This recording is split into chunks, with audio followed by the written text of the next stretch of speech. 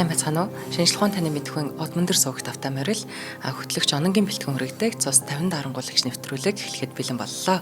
За өнөөдрийн нэвтрүүлгийг хүрэхэд дэмжиж ажиллаж байгаа чанарыг танд авчирна хүүхэд бидний ирээдүй Pikuttan Kids.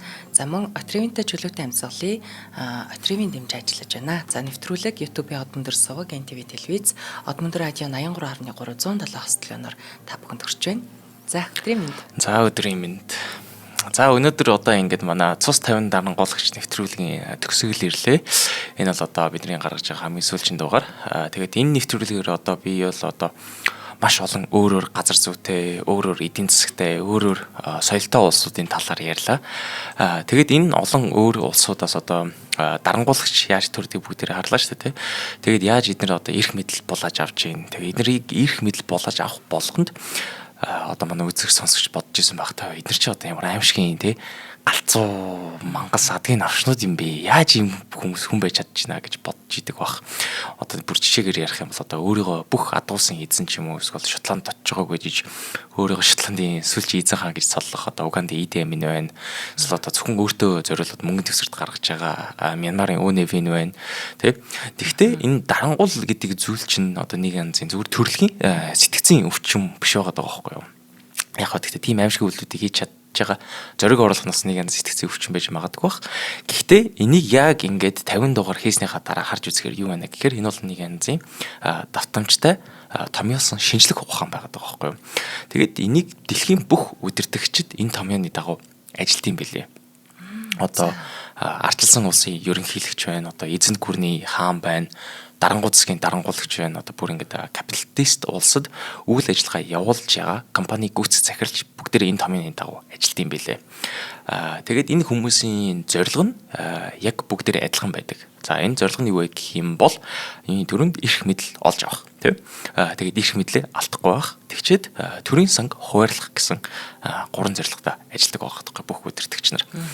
Яг хөө зарим удирдагч нар тийм ард иргэдлээ гоё амьдралын сайжруулна гэж ажилладаг бол хамгийн түрүүнд одоо улс төрч байхын тулд эрх мэдэлтэй болж иж улс төрч болно шүү дээ тийм. За тэгээд өнөөдөр би энэ номын талаар ярих гэж байгаа Dictator's Handbook гэд дарангуулагчийн гарын авлага гэдэг номыг би уншаад маш их олон зүйлс сурч аваа. Тэгээ энэнийхээ талаар хуваалцах гэж бодлоо. За тэгээд энийг яагаад томьёо гэж ярьж байна вэ гэх юм бол эхлээд бид нар нийгмийг ингээд 3 давхраг болж хуваах хэрэгтэй болчихж байна. За энэ нь яаж хуваагдаж байна гэх юм бол нэгт солигдмол ард гэж байгаа. Хоёрт нөлөөтэй бүлэг, гуравт амны цөнх гэж 3 хуваагдана. За солиотой ард гэх юм бол одоо энэ нэг улсад байгаа бүх санал өгөх эрхтэй гишүүд. Тэгэхээр одоо Монголд гэх юм бол 3.5 сая хүн байгаад байна. За ардчилсан нийгэм нь бол одоо байдаг дарангуулагч засагч бас ялгаагүй байдаг. Улсын ард иргэн байна. За компаниар жишиж үзэх юм бол одоо компани дотор байгаа ажиллаж байгаа бүх хүмүүс. Одоо 1000 гишүүнтэй ажилчтай гишүүн компани байх юм бол мянгуула энэ солигдмол ард гэдэг томьёо дотор орж байна. За солигдмол ард гэдэг нэр нь бас нэг жоох муухай сонсогч магадгүй. Тэгэхдээ яагаад солигдмол ард гэж нэ гэх юм бол энэ том бүлгийн нэг гишүүний саналын хамаарал одоо маш бага байдаг. Түүнээс солиход амархан байгаа байхгүй. Тэр одоо ерөнхийлөгчийн сонгуул дээр би очиж саналаа өгнө өгөхгүй бах нэг ялгаагүй байгаа л гэсэн үг байхгүй. Тийм. За хоёрдугаар бүлэг нь бол одоо нөлөөтэй бүлэг гэдэг нэртэй байна. За энэ бол одоо удирдагчийг сонгоход бодит нөлөө үзүүлэх хүмүүс. За ардчилсан нийгэм нь бол одоо сонгуулийн өдөр яг саналаа очиж өгдөг иргэд байгаад байгаа юм. Дарангуулагч засагт арай өөр байдаг. Энэ нь одоо арай өндөр албан тушаалтай хүмүүс, арми офицерууд, одоо олигархууд гэж тооцогддог. Компаниар жишээлх юм бол хувьцаа эзэмшигчд нь энэ нөлөөтэй бүлэгт ордог. За гурав дахь бүлэг нь юу вэ гэх юм бол амны цөнх. Энэ бол одоо хамгийн чухал бүлэг нь хамгийн бага хүнтэй байдаг тоо. За энэ бүлэг бол одоо удирдагчийг сонгоход хамгийн нөлөөтэй байж болох хамгийн цөөн тооны хүмүүсэнд байгаа. Тэгээд энэ хүмүүсийг заавал сэтгэл хангалуун байх хэрэгтэй байдаг шүү. За ардчлалд бол одоо энэ ерөнхийлөгчийг сонгоход олон хүмүүс нь дарангуулагч нийгэмд бол одоо армийн том генерал, намын тэргүүн, улсын олигархууд гэдэг байгаа. За социалист засаглалд бол одоо политбюро, эсвэл одоо улс төрийн товчоо гэж явагддаг. Тэгээ компаниар зүйл одоо тузын 10 гишүүн гүйцэтгэх захирлаа сонгодог шиг энэ бол хамгийн нөлөөтэй хүмүүс нэгэд байдаг. За одоо энэ гурван нэрийг ингээд томьёолчлаа. За энэ дэр яг бодит жишээ гэж хэлэх юм бол одоо Монгол улсын 2 2024 оны их хурлын сонгуулийг ярив. За солигдмол ард гэх юм бол Монгол улсад байгаа бүх иргэн 3.5 сая хүнтэй. За энэ чинь нөлөөтэй бүлэг бол яг тэр 24 оны сонгуульд очиж саналаа өгсөн иргэд сонгуулийн эрс 24 онд 70% байсан юм билээ. Тэгэхээр 3% хэлж байна тийм. Тэр 70% нь 245 сая хүн. За энэ 245 сая хүнээс их хурл дээр 35% саналыг нь авчиж их хурл дээр олох болж байгаа байхгүй юу? За тэгэхээр тэр амны цөөнх нь энэ 35% гэсэн үг ээ. Тэгэхээр тэр одоо 850 мянган хүн болж байгаа гэсэн үг. Тэгэхээр одоо юу гэж хэлэх гээд байна гэх юм бол одоо энэ Монгол улсын ирээдүг шийдэж байгаа хүний тоо гэх юм бол 850 мянга болчихж байгаа гэсэн үг байхгүй. Яг гэвэл энэ хүмүүс л энэ удирдагчдыг сонгоход хамгийн том нөлөө үзүүлж байна. За ахад жишээнээр авлаа гэх юм бол одоо 21 оны ерөнхийлөгчийн сонгуул дээр за солигдмол ард бол одоо мэдээж 3.5 сая хүн. Тэгээ энэчээс нөлөөтэй бүлэг нь сонгол өгсөн. Яг саналаа өгсөн хүмүүс нь сонгуул эрс 60% байсан юм билээ. Тэгэхээр 21 оны сонгуул эрс бас бага байхгүй. Тий. Тэгэхээр тэр нь 2.1 сая хүн. За энэний амны цөөнх нь ерөнхийлөгчийн сонгуул яаж явагддаг вэ гэх юм бол 50% дээр нэмэх нь 1 санал гэж явагддаг. Тэгэхээр энэчнээс санал өгсөн хүмүүсээс 1 сая 50 мянга нэг хүн бол амны цөөнх нь болж хуурж байна. Тэгэхээр одоо Монгол улсын 6 жилийн ирээдүг шийдэж байгаа хүний тоо гэвэл 1 сая 50 мянга нэг хүн буюу Монголын нийт ардын 30% болчихж байгаа байхгүй юу. Тэгэхээр одоо 3 хүний нэг нь Монголынхаа удирдагчийг яг сонгож байгаа гэсэн үг. Тэгэхээр одоо та байна, би байна. Одоо манай студид байгаа хомбогроос нэг хүн л яг бодитоороо ерөнхийлөгчөө сонгож байгаа гэсэн үг шүү. Тийм байна тий. Тийм. За тэгээд арчилсан улсад бол одоо энэ 3 давхарыг дандаа маш олон хүнтэй байдаг. Одоо Монголд гэх юм бол амны цөөнх нь 1 сая хүнтэй байгаад байгаа байхгүй тий. Тийм учраас одоо энэ амны цөөнхөд заавал сэтгэл хангалуун байлгаж иж сонгуультай яална. Тэгэхгүй бол одоо амны цөөнх чинь тань дахиж саналаа өгөхгүй бол таавал дахиж хизээж удирдахч биш шүү дээ. Тийм учраас эднийг хаппи байлгахын тулд улсын мөнгөөр мэдээж зам барина, нэмлэг барина, сургууль барина, цахилгаантай, устай, хоолтой, ажилтай байлгах үүрэгтэй байдаг. Одоо ерөнхийлөгчний ажил гэх юм бол гэтэл дарангуулагч улсад одоо энэ нөлөөтэй бүлэг амны цөөнхийн тоо маш хурдан агшиж байгаа байхгүй юу? Арчилсан нийгэм 1 сая хүнтэй байх юм бол дарангуулагч засаглалд энэ одоо бараг 10-20 хүн хүрэхгүй цөөхөн тооны хүмүүс болоо хуурчиж байгаа. Амны хүн нөө. Тийм, амны цөөнх нь.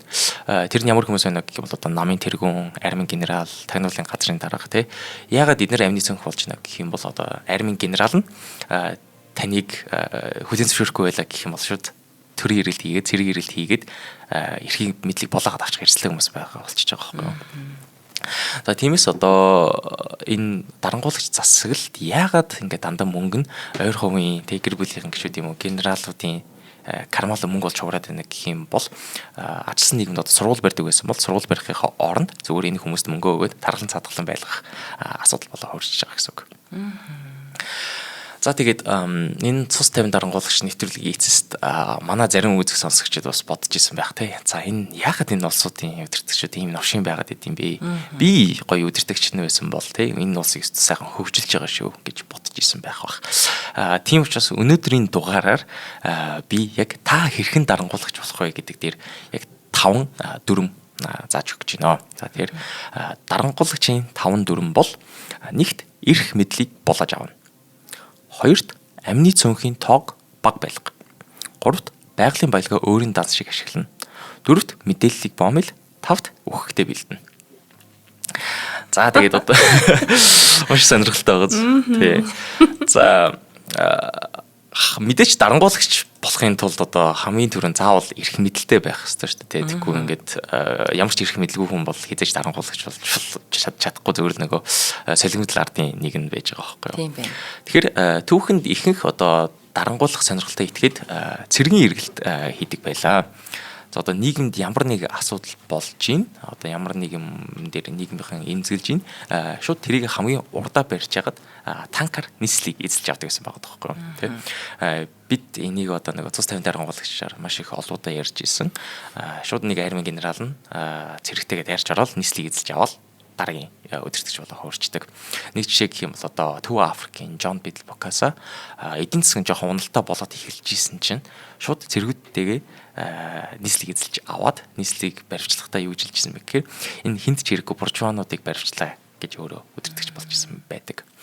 За тэгтээ харамсалтай нь орчин үед бол ингэж болохоо байлцсан. Одоо хүүдэн дайны дараа цэргийн эргэлт ердөөс хийж болохоо байлцсан бэлээ. Яг гэвэл энэ одоо олон улсын түвшинд маш муугар харагддаг болсон. Яг одоо Африк улсуудад Америк, Латин Америк идэр жоохон төрийн эргэлт болдог ч гэсэн одоо орчин үеийн нийгэмд болохгүй байгаа байхгүй. Саяхан 2024 онд Солонгосын ерөнхийлөгч Юн Сок Ёл нэг төрийн эргэлт гэж оролцсон шүү дээ. Нэг эхнэрийнх нь цүвхийн талаар нэг төрийн эргэлт болох гэж байсан. Тэгсэн чинь нөгөө бүх солонгосчуудын ард иргэн шүү. Их салцалгаа хийгээд тэрийг эсэргүүцээ тэр шөнийн дотор төрийн эргэлтийг зогсоосон байдаг юмас сонсож байгаа. За тийм учраас төрийн эрхийг авахын тулд 21-р зуунд бид нар одоо цэргийн эргэлтэж болохгүй юм байна. Оронд нь бид нар боловсон, арчилсан аргаар төрийн эрхийг авах хэрэгтэй болж байгаа гэсэн. За энийг ярьж эхлэхээс өмнө хамтран ажиллагч ярих уу? За нэвтрүүлгийн хамтран ажиллагчаар чанарыг танд авчирна. Хүүхэд бидний ирээдүй Бекутан Kids Lenus мэдэмж ажиллаж байгаа. За тэгэхээр Амин Дэмэр баялаг, за Амин Дэмэр баялаг хавар урайнд дор хүүхэд багчуудын дархлааг дэмжих олон төрлийн амин дэмүүд, ашигтай бактери, эрдэс бодисыг нэг дор агуулсан нийлмэл найрлагатай 4 төрлийн Бекутан хүүхдийн витаминыг санал болгож байгаа. Тэгэхээр мэдээж эмзүүчээс асууж хэрэглэхээ манайх хамлуулт мэдж байгаа. За лавлах утасны дугаар 80 51 91 99 34 97 17 энэ дугаараар лавлна. Тэгэхээр хүүхдээ одоо 4 төрлийн витамин нэг дор агуулсан Бекутан бол хамгийн зөв сонголт хэрэгцээгчүүд бас Lenus нэг болж ирж байгаа. Энэ Bekutan Kids-ийг хүүхдүүдэд хэрэглүүлээрээ 100% витамин бол япэ сайхан хөтөж хэрэгжиж байгаа гэж болохгүй билээ. Тэгэхээр тэр эрдэс амин дэмий бүгдийн л нэг авч явах хэрэгтэй шүү. За одоо энэ чинь бид нар нэгдүгээр дүрмээ хэрэгжүүлэх ёстой. Тэр нь юу вэ гэхээр эрх мэдээллийг булааж авна тий. Эрх мэдлийг булааж авна. За энэ дээр одоо хоёр шаталтай явна. Эхнийх нь бол юу вэ гэхээр сонгуулиас өмнө байна. За сонгуул эхлэхээс өмнө одоо ард иргэдийнхаа дунд бол манлайлагч болох үүрэгтэй тэгжиж мэдээ санал авна. Тэ энэ дээр одоо олон өөр аргууд ашиглаж болно. Гэхдээ хамгийн амархан арга гэх юм бол нийгэмд идэвхтэй хүмүүсийн найз болно. За тий одоо сумын удирдлага байна, аймгийн удирдлага байна, хотын дарга, том компани захирлууд, жижиг компани захирлууд, одоо алдартай жүжигчин, дуучин бүх гэд энэ бүх хүмүүстэй сайхан найз болоод одоо бүх шатанд өөрийгөө танилж байгаа байхгүй юу? Одоо энэ талдаа нэг гоё юм яриад нөгөөд өөр хүмүүстэр очиж бас яг чихэнд цэцэг ургуулаад ярих үүрэгтэй болж байгаа гэсэн үг. Яг л сайхан таньдаг л үйлдэлүүд байна тий. Энэ бол одоо нэг янзын улс төрийн тоглоомынх нь хэсэг нэг байгаа. Тэг энэ дээрээ нэмээд өөрийнхөө намаа байгуулж болно. Эсвэл нам дотроо ороод тэргүүлэгч болох хэрэгтэй заавал. Одоо ингээд ихэнх дарангуулагч нар эхлээд өөрийнхөө намыг байгуулчаа тий. Одоо Угандын бүх найрамдах нам гэх юм уу эсвэл тэрийг байгуулчаад тэрүүгээр ирэх мэдлэг болгож авдаг. Эсвэл одоо Ленингээс жишээ авч яагаад одоо Ленины большевикийн одоо намаа болгож авсан шиг тэрүүгээр тэргүүлэгч болох заавал тийж дараагийн шатанд орж байгаа байхгүй юу. За сонгуул эхлэхээс өмнө өөрийгөө гоё таниулчлаа. За сонгуул эхлэхэд одоо байгаа төр баригчдыг тий өөрийнхөө өрсөлдөгч биш тий баг өөрийнхөө өрсөлдөгчөөс илүү улсаас урагч дайсан гэж харуулах хэрэгтэй болж байгаа шүү. За ер нь тийм болчихлоо. Заавал таньдаг сайхан санаа байна. Тий энэ хүн чинь одоо ингээд спортер байсан бол тий хоёр багч юу манай өрсөлдөгчтэй тий хоёулаа гоё сайхан сакс тоглоё гэдэг байсан бол улс төр дээр гарч ирэнгүүт тэр хүний шууд бүх юмараа муулна тий.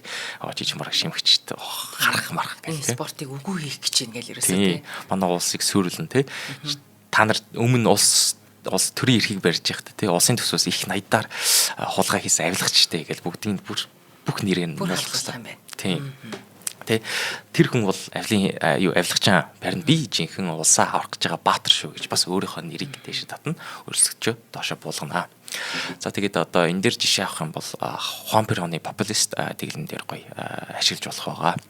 За тэгээд орон нутагт байх юм бол өөрийнхөө аймгийг хамгийн урдад тавина, шашинтай байх юм бол шашнаа хамгийн урдад тавина. За тэрний юу гэсэн үг вэ гэх юм бол одоо Христос шашинтай хүн байвал манай Христос шашныхаа бүгдээр надад саналаа өгнө шүү дээ тий. Одоо тэр хүний хувьд нэг янзын за энэ нэр дэвшиж байгаа хүн сайн хүн байна муу хүн байна хамаагүй хамгийн гол нь Христос шашинтай учраас би саналаа өгж байгаа шүү. Эсвэл энэ манай аймгийн хүн учраас би саналаа өгж байгаа шүү гэж амир улс төрийн өгдөг. Тийм учраас тэрийг ингээд урдаа тавьж гайхуулах хэрэгтэй байгаа байхгүй юу? Бас нэг баг бүрдүүлж байна тий. Тийм. Тийм. Тэгээд ингэхийн бол бид нар нийгмийг бид тэд гэж хуваах боломж гарч ирж байгаа тий. Одоо бидний тал бол амар гоё их оронч монгол хүн, жинхэнэ монгол хүн байгаад байдаг. Тэгсэн чинь тэдний тал одоо ингээ урагч лөвөрчин гэд шууд гоё цоллууд цолж болж байгаа. За одоо ингэчээд сонгуул дууслаа. Ингээ сонгуул ялалт байгуулад төрийн эрхэнд гарлаа. За энэ дээр одоо шууд 2 дугаар 3 дугаар дүрмийг зэрэг хэрэгжүүлэх хэрэгтэй. Тэр нь юу вэ гэхээр амны цөөнхийн тоог багасгана. Тэгээд байгалийн баялгаа өөрийн дан шиг ашиглана гэж байгаа байхгүй юу. За эхний ээлжинд өөрийнхөө эрх мэдлийг ард иргэдээс тусгаарлана. Тэр нь юу гэж байна гэхээр ард иргэд саналаа өгсөн ч гэсэн тэр нь одоо эцсийн дүндээ хамаагүй болох хэрэгтэй болгочихж байгаа байхгүй юу. За амин цөөхөө багасгаж өөрийнхөө зөвхөн өөртөө хэрэгтэй хүмүүсээрээ хүрээлүүлж байгаа. За энийг яаж хийх вэ гэх юм бол сонгуулийн хугацааг хойшлуулж болж байна. Нэр дэвших нөхцөлийг уламжлалтай болгож болж байна. Одоо сонгуулийн хугацааг хойшлуулна гэхээр нь 4 жилдээ болдог сонгуулийг 6 жилдээ болгож байна. 6 жилдээ болдог сонгуулийг 8 жилд болгож байна. Эсвэл одоо бүр 8 жилдээ болдог сонгуулийг бүр ахиж хийхэж болж байгаа байхгүй юу. Нэр дэвших нөхцөлийг уламжлалтай болгоно гэхээр одоо доотлын босгын амар өндөр болгож байна тий. Олон тэрбум төгрөгийг зарцуулж ийж нэр дэвших хэрэгээ авдаг болох ч юм уу. Тэгэх юм бол одоо энгийн жирийн иргэн хизээч нэр дэвших улс төрд орох боломжгүй болчихж байгаа. Энээс нь дараа нь өөртөө үнэнч хүмүүсийг шууд чагсаалтаар их хурлаа оруулж болж байгаа. Тэгэх юм бол яг чи чинь миний төлөө ажиллах юм биш үү? Тийм учраас чамд би ирэх мэдлэг өгье. Тийм учраас чи одоо намайг энэ улсыг сүрүүлэхэд тусалж болно гэд өөрийнхөө талдаа оруулж байгаа. За тэгээд бүр болохгүй байгаад ах юм бол шууд газрын зураг дээр ажиллаж эхэлнэ. Тэр нь юу гэсэн үг гэх юм бол өөрийнхөө дэмжлэг сайта тойрогоо дэмжлэг муута тойрогтойгоо нийлүүлээд холж утгаж байгаа. Нэг тойрог дээр маш бага санал авдаг байлаа. Өөр нэг тойрог дээр маш их санал авдаг байлаа. Энэ хоёрыг нийлүүлснээр тэр нөгөө цөнх санал өгөхгүй байгаа хүмүүс нь хамаагүй болчихж байгаа. Тойрог биш болчихж байгаа болохоор яасан ч яхах болчихж байгаа юм. Тийм. Гэвч нэгдүгээр хороонд амьдарч ирсэн хүн өглөө босоод ирсэн чинь 11-р хороо болчихно. Тэр нь зүгээр л олон хороонуудыг нийлүүлээд тойрогоо өөртөө ашиглаж байгаа байхгүй юу. За энэ дэр дараа нь яах ёстой гэвэл шүүх байгууллага болон айлгата тэмцэх газарт бүгдд нь өөртөө үнэнч хүмүүсийг томилно. Тэ? Бүх өрсөлдөгчөө нэг нэгээр шоронд хийж эхэлнэ. За шууд АТ гэдэг өглөө шүүх хурлаар орлоо. Эдгээр чи одоо айлгатсан байна, тэ л өөр хийсэн байна гэж бүгднийг шорон ороод авах юм бол танд өрсөлдөгч үлдэхгүй. Тэгэнгүүтээ дараа нь нам дотор байгаа таны үгэнд орохгүй байгаа хүмүүсийг нэг нэгээр нь ялгаагүй зайлуулах ёстой. За энэ дээр одоо бүр болохгүй одоо Хитлерийн урт утганы шүн гэж байдаг. Тэрний замаар бол явж болдё шүү. За ингэснээр яг дараагийн сонгуул болоход ард иргэд санал өгөх нь амралт болчлоо тий. Яг гэвэл угаасаа танд санд өгөх хүмүүс нь л танд санд өгнө. Өрсөлдөгч хүмүүс нь ингээд байхгүй болчихноо. Өмнө таны амны цөөнхөгч нь ард иргэд байдаг байсан бол одоо амны цөөнхөгч нь армийн генерал, шүүгч, цагтаа, олигарх, төрийн байгууллагын тэргүүнүүд, сайдууд гэдэг хүмүүс болоо хуурчиж байна. За одоо тэгтэл таны амин цөөнхөгч нь 1 сая хүн байснаасаа 5-6 хүн болоо хуурчлаа. Энэ 5-6 хүмүүс яаж танд үнэнч байдлах вэ гэдэг нэг том. Одоо нөө байгалийн баялгаа өөрийн юу шигээл ашиглана да. Маш гоё дарангуулах шиг сэтгэж байна. За энэ дээр бол мэдээч 2 арга байдаг. Нэгт бол одоо энэ амны цөөнх хүмүүс чинь өөрийгөө өөр хүнээр орлуулж магадгүй гэсэн айцтай байх хэрэгтэй байгаа байхгүй юу? Аан штэ нөгөө их боломжин дээр ирсэн учраас болчихгүй гэдэг айц нь байгаа тий. Тийм. Тэгэхээр одоо нэг гартаа одоо айц гэдэг юм барьж авна. Тэгэхээр одоо нөлөөтэй бүлэг гэж нэг 2 дугаар бүлэг байгаа шүү дээ. Тэрийгэ том байлгах хэрэгтэй гэсэн үг байхгүй юу? За одоо юу гэж хэлж байна гэх юм бол одоо нэг армийн генерал гэдэг нэг амны цөөнх хүн байгаа ч гэсэн арми дотор тэр хүнийг орлох 3 хүн бэлэн байж хэвээр байхгүй юу. Тэгэхээр тэр хүн чинь за би хизээ орлуулах болоо гэд айж ин те. Тэгэд таны эсрэг үг дугаараад эхлэх юм бол шууд одоо тэр доороос те. Тийм шууд Сталинс жишээ авч болж байна. За Сталин чинь юу идэг байсан бэ гэвэл одоо хилмигдүүлэлт гэж нэг аимшигын зүйл хийсэн шүү дээ те. Тэр нь одоо армийнхаа генерал нам дотор байсан хүмүүс одоо ингээд социалист нийгэмд байсан өөр улсуудын бүх удирдлагч нарыг нь аваад шууд зайлуулж исэн, цаазаар авч исэн. Яагаад тэгж ийна гэх юм бол энэ бол зөвхөн өөрийнхөө эрх мэдлийг айцаар батгаж байгаа байхгүй баталгаажуулж байгаа байхгүй юу? Надтай сөргөлдүүл нэг иймэрхүү л гэж харуулж байгаа юм уу? Тийм. Тэгэхээр таны эсрэг нэг хүн дугаараад ах юм бол шууд цаазаар аваад орлуулчих. Энэгээр одоо бас түүхэндээс маш олон цус дарангуулагч нар олон жил ирэх мэдлэг авч үлдсэн байдаг. Бараг л тэр гайхалтай аллууд хийсэн байдаг гэмээр. Бараг л гайхалтай аллууд хийгээд байсан. Яа. Амар бид нь шүү. За. Тийм. За нэгт айцсаар ингээд үдирчлээ. За хоёрт ойр байгаа хүмүүсээ таны эсрэг одоо ингээд нүүдэл гаргах шаардлагагүй болгоно. За шаардлагагүй болгоно гэдэг нь юу гэсэн үг гэх юм бол шууд улсын баялагийг өөрийн данс мэд болж ашиглах хэрэгтэй болчихж байгаа байхгүй тий. За улсын тэргүүн байна гэдэг чинь одоо ялангуяа дарангуулагч засаглалт ингээ амар том толгойн хүчин болчихж байгаа байхгүй. За улсаа яаж өдөртнө тий энэ мөнгө яаж бацнаа барина. Бөөн ажил тэнгуут бас ядаж өөр амар том байз орчин тий. Одоо энэ доорчин байгаа хүмүүс нь за энийг алчих юм бол би ингээ сайхан гоё баяжих гад штэ гэж бодох гээд байгаа байхгүй. Тэхийн оронд тэр доор байгаа хүмүүс бүгднгийн одоо сайхан мөнгөтэй хөрөнгөтэй тарган цатгалан байж яхад илүү амарлчж байна. Тэгэхээр нэг талаасаа айц, нөгөө талаасаа мөнгөөр гоё хүслийг нь биелүүлж байгаа гэсэн үг. За тэгээд улсын төсвөөрөө амин цөнхөг бол одоо жаргалтай байлгаж байна. За тэгэхээр улсын төсвөө яг яаж бүрдүүлэх гэх юм бол мэдээж улсад байгаа бүх том компани болон улсын баялагийг төрийн мэдэлд булааж авна тий. Газрын тос байгаа бол газрын тосоо шууд өөрийнхөө болгоно. Газар доор төмөр үнэт алт эрдэнэс байвал тэрийг шууд хувийн компаниар биш улсаараа дамжуулаад гадагшаа гарна. Ингэснээр улсын төсвөрт орж ирж байгаа мөнгөнд нэмэгдээд байгаа байхгүй юу? Бүх ард иргэдээс авж байгаа татвараа нэмж болж байна. Байгууллагаас авж байгаа татвараа нэмж болж байна. Хамгийн ашигтай компаниудыг төрийн мэдэлд авчингууд ард иргэд нь мөнгөгүй болсон ч гэсэн таны карман дотор байгаа мөнгө чинь ингээл нэмэгдэл байна гэсэн үг. За тэгээд нөгөө талдаа улсын төсвийг зөвхөн өөртөө хэрэгтэй хүмүүстэй зарцуулж эхэлж байна. Одоо арчилсан нийгэмд чинь улсын төсөв зарцуулалт нь юунд явж байна гэх юм бол зам, сургууль, төрийн албаа хаагч гэл хэрэгтэй зүйлүүд явж идэг. Гэхдээ одоо бид нар чинь ингээд дарангуулагч болж исэн болцсон байгаа учраас хэрэггүй юм зарцуулсан юм байна. Тий, одоо имлэг сургууль барих юрдөөс хэрэггүй болчихж байгаа байхгүй тий. Эдгээр бол зүгээр л мөнгөний гарц болоо хуурчиж байна тий. Ард иргэд одоо ингээд өсөж эхэлнэ. Яг гэвэл ингээд дотгошоо юм орж ирэхэ болж чинь үндэсний үйлдвэрүүд бүгд ингээд байхгүй болчлоо. За эдгээр өсөж байгаа хүнд бол хинч хамаагүй заяа. Бүгднийг гэрээс нь хөөж гаргаад үл тэр уурхаа дээр ажиллуулна.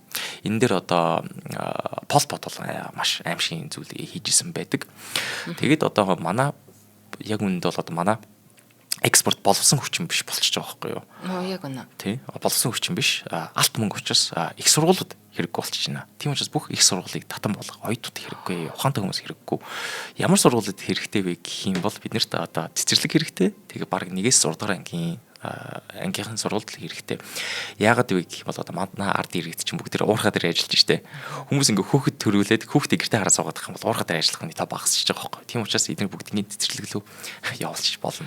Их сургуульд хэрэггүй, цэцэрлэгүүд харин хэрэгтэй. За тэгээд ард иргэд бол угаасаа мэдээч машин барьж гадуур явах шаардлагагүй болчихно. Угаасаа гэрээсээ уурхаа хооронд ингээл ажилладаг хүмүүс болчихж байгаа учраас бид нарт бол замд ямар ч санхүүжилт оруулаад авах хэрэггүй болчихж байна. Тэ авцамуудыг бүгднийг зүрэл хайчих. Тэ бүр ингэрдээсээ засах хэрэггүй болчихно. Манай улсад хоёрхан зам хэрэгтэй болж байгаа. Тэр нь юу вэ гэх юм бол нэгт үйлдвэр уурхаагаас бомб хүртэл явах нэг зам. Тэгж бид нар бараагаа гарна. Хоёр дахь зам юу вэ гэх юм бол одоо таны тансаг ордноос онгоцны бодлоо явах хурдны зам. Яг гэвэл мэдээж та одоо ингээд гоё өдөртөг юм чинь гадаадаар аялна, их юм үзнэ. Хоёрт нэг өдөр төрийн эргэлт гарлаа гэх юм бол та ордноосоо зогтоход тэр зам чинь хамгийн тэгшин хамгийн хурдан байх хэрэгтэй байдаг шүү.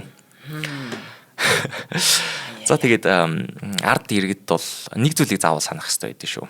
Ард иргэд өсөж болно.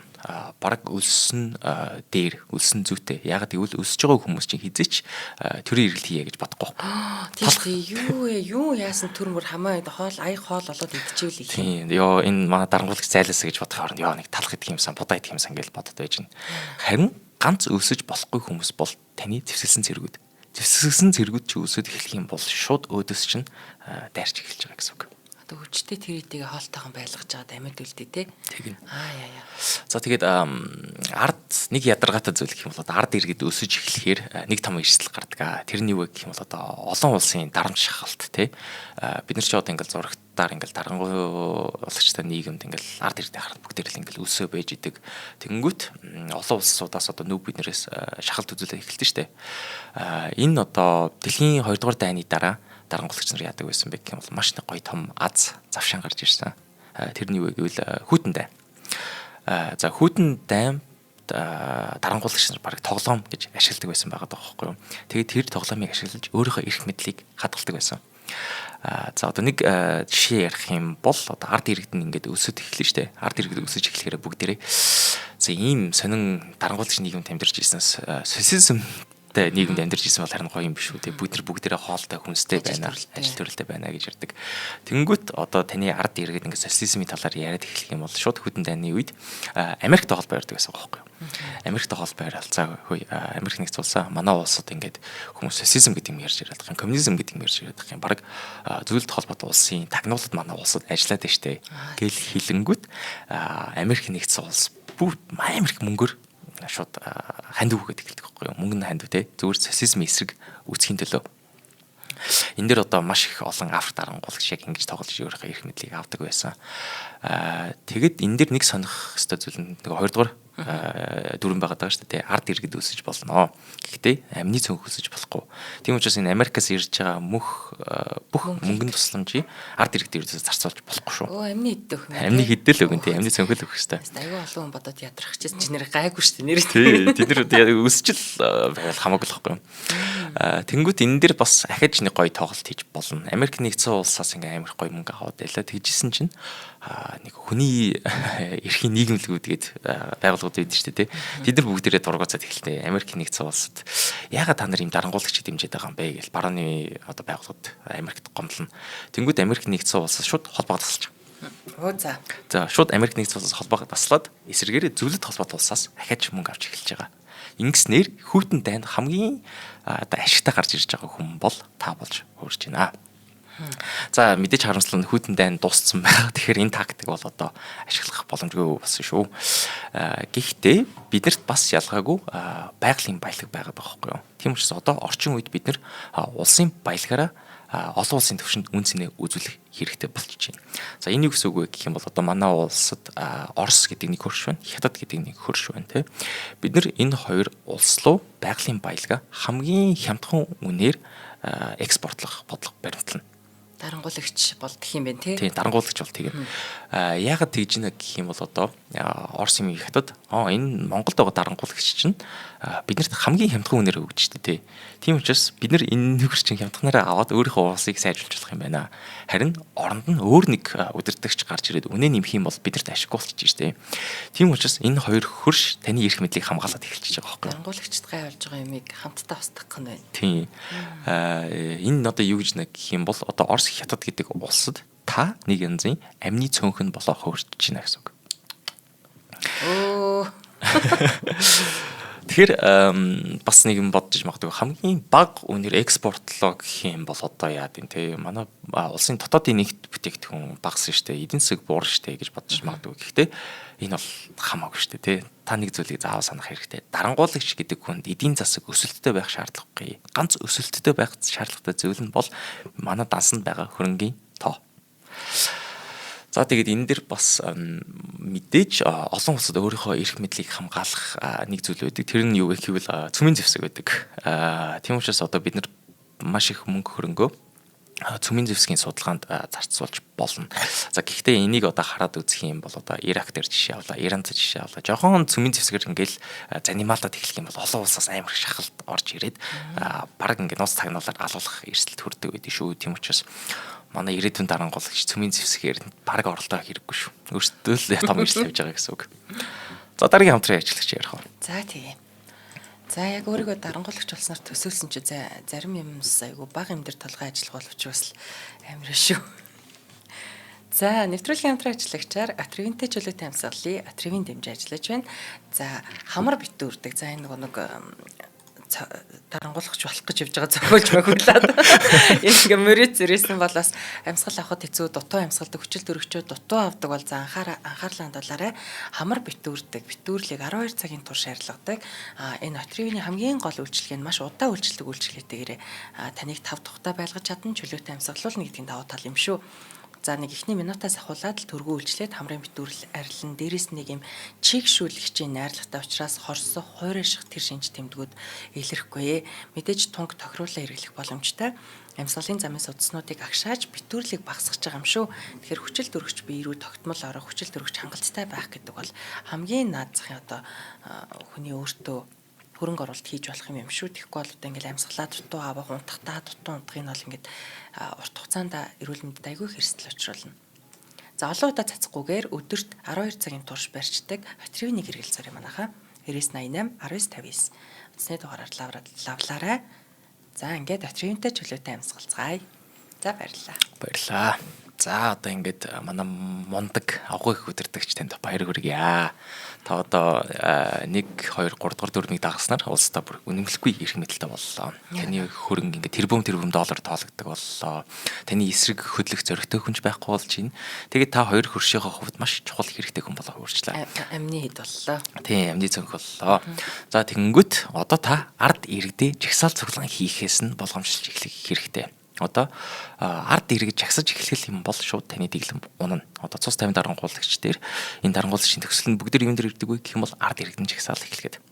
Жагсаж эхлэнгүүд нөгөөдөөс нь буугаар буудаж эхлэнгүүд л олон улсаас шууд шахалт үзүүлэл ундаг. Тийм учраас та жагсаал цуглаан хийхийн зогсоохын тулд заавал улсынхаа бүх мэдээллийг бомбилах хэрэгтэй болчихж байгаа.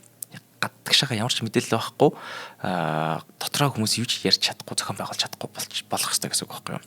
За тэгэхээр та яах хэрэгтэй вэ гэвэл одоо өөрийнхөө үнэнч тагнуулын сүлжээг ашиглаад бүх ард иргэдээ тагнаж чагнах үүрэгтэй болчихж байна. Жагсаал хийх гэж байна уу? Жагсаал хийх гэж байна Одоо ингээд нууцаар нэг хүн гэртээ их нэртэйгээ ээжтэйгээ аавтайгаа ингээд таныг муулах юм бол шууд гэрийнх нь гадаа ачааны машин авчрал тэр хүнийг аваад яв. Ачаад яв.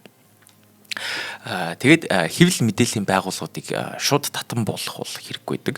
Бид нар ч орчин үед байгаа учраас энэ хэвлэл мэдээллүүдийн газруудыг бүгдийг нь өөртөө ашигтайгаар ашиглаж эхэлнэ.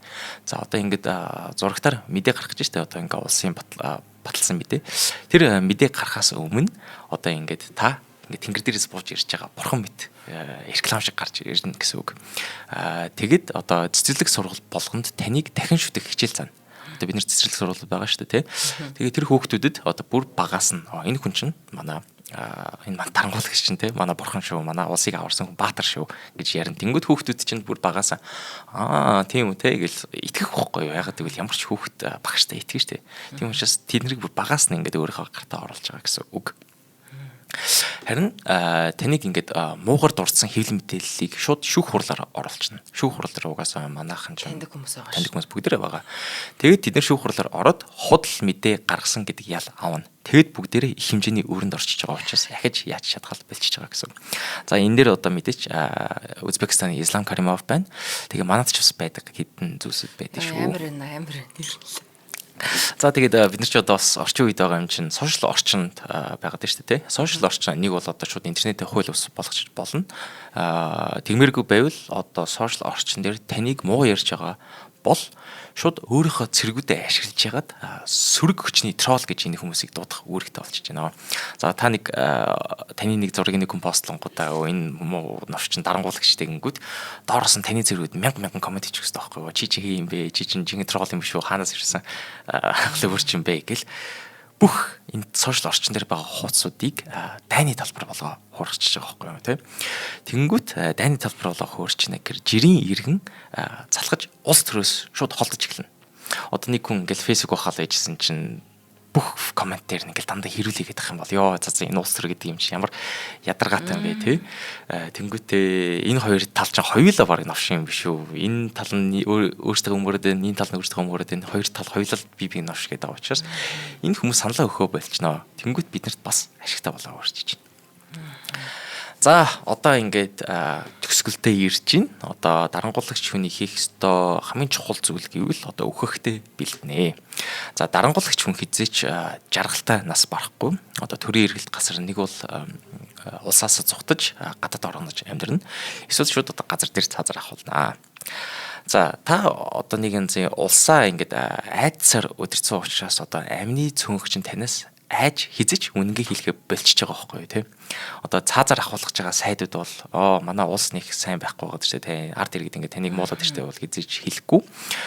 Тэгээд одоо таны баруун гарууд чинь бүгдээрээ за энийг зайлуулж байгаа. Би өөрөө төрийн хэрэглэгч болмоор байна гэдэг хүсэлт гарч ирнэ.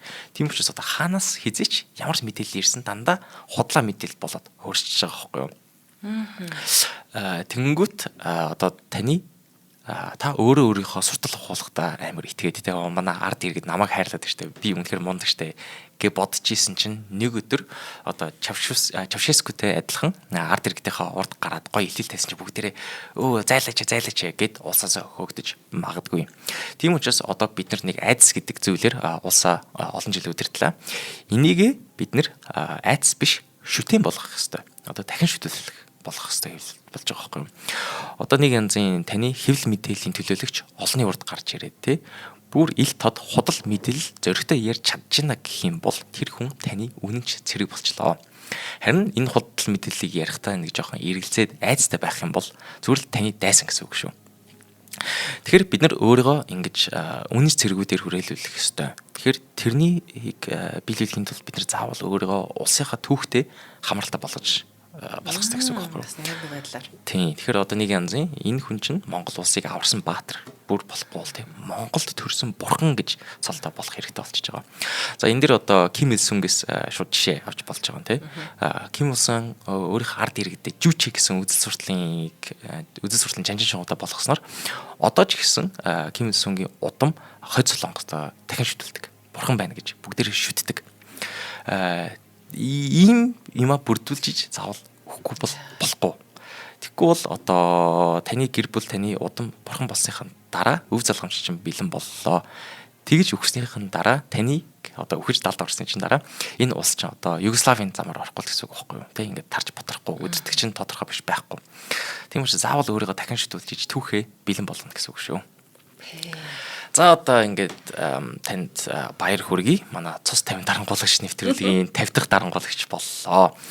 Тэгээд одоо дарангуулагч болсныхаа дараа одоо намайг алахгүй байлаа гэж бодоход тий намайг битгий мартаарай. Танд энэ зөвлөгөө өгсөн шүү. Тийм учраас ядаж нэг дээд сайдын албан тушаалтай байж тавьчихвал маш их баярлалаа. Йоо. За яг яагаад энэ нэвтрүүлгийг ингэж ярьж байна гэх юм бол одоо аль төрний хэлж ирсмээр солигнол ард иргэд нөлөөтэй бүлэг амны цөнх гэдэг энэ гурван бүлэглэл чинь бүх улсад байдаг. Тэгээ бид нар ч одоо өөрсдөө сонгуулаа өгдөг иргэд учраас амны цөнхөд орж байгаа. Тэнгүүт энэ улс төрчид чинь амны цөнхөө яаж жаргалтай байлгах ёстой вэ гэвэл сургуулаа барина, боловсролтой байлгах, эдийн засгаа хөгжүүлнэ.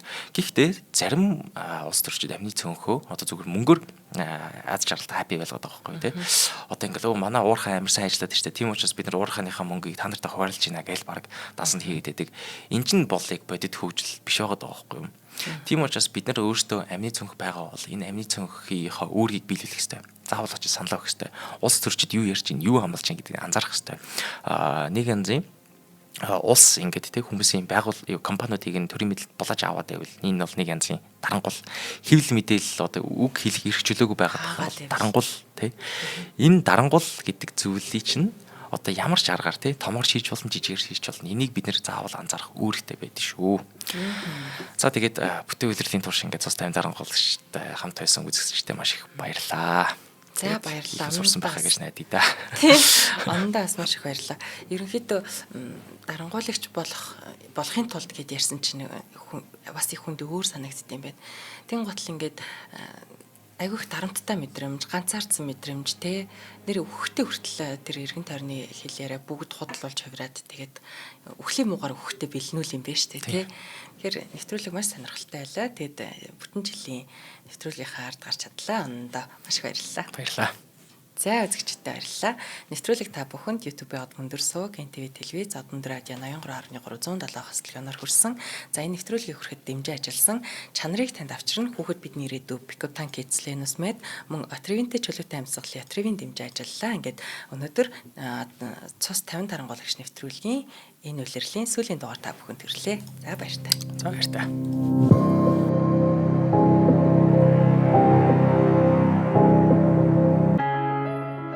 Нэвтрүүлгийг хүлээн авсан Нарны аймгийн монголчуудтай баярлалаа. Од мөндөр сувг нь энэ мэдчлэн таны мэдхүйн мянган нэвтрүүлгийг 2026 оны 7 сарын 1 хүртэл та бүхэндээ хүргэх юм.